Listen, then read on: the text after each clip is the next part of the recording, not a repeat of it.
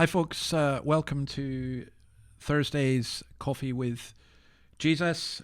We're looking at a really fascinating subject of whether our sicknesses is sometimes connected to our sin. But before I read that, let me just say that for me, it's wonderful that I get so many opportunities to share God's word, not least with you guys on here. But for example, today I was sharing with some students at the University of Newcastle, and I'm just going off to a care home to speak to a lady there who's just become a Christian. And I got the chance to preach at that care home yesterday as well. And you know, there's so much going on and so much pressure and so much distressing, and yet it's God's word. It's always just God's word, and it brings light, and you just spread it wherever you can. So let me read this. Jesus found him at the temple and said to him, this is John 5:14, "See, you are well again. Stop sinning, or something worse may happen to you." The man went away and told the Jewish leaders that it was Jesus who had made him well. Okay, so let's, where do we go with this? Okay, let me just put this very, very straightforward.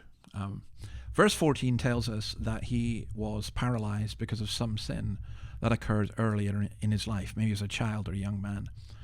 Now, you have to be really careful when you say something like that, because it is not the case that every sickness, or indeed most sickness, is caused by our own personal sin. But neither is it the case that none of our sicknesses are caused by our own personal sin. For example, if I drink so much that I wreck my kidneys or liver, that's a result of my sin. If I overeat, which I have a tendency to do, and make myself sick, I don't do that, but nonetheless, I can overeat, and that can be a result of my sin. And there is a sense, of course, in which all sickness is a result of sin, because it's the result of the fall, because of the disobedience of Adam and Eve. Sin sent sickness into the world. However,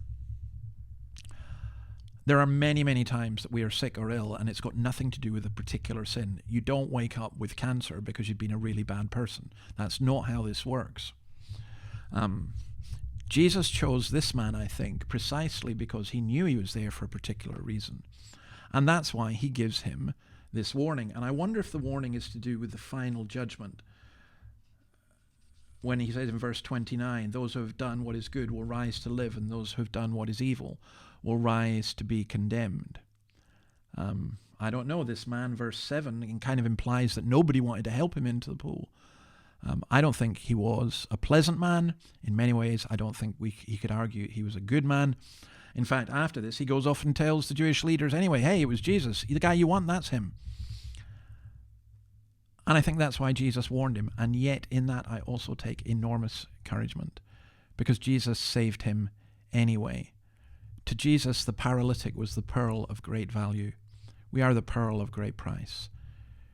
You know how it works. Within a pearl, there's a bit of sand and irritation. But what happens to that sand without an oyster? In the confines of environment, is smoothed over with mother of pearl. It becomes a pearl of great beauty. We can't make ourselves into pearls, but Christ can. And I really love that whole idea. I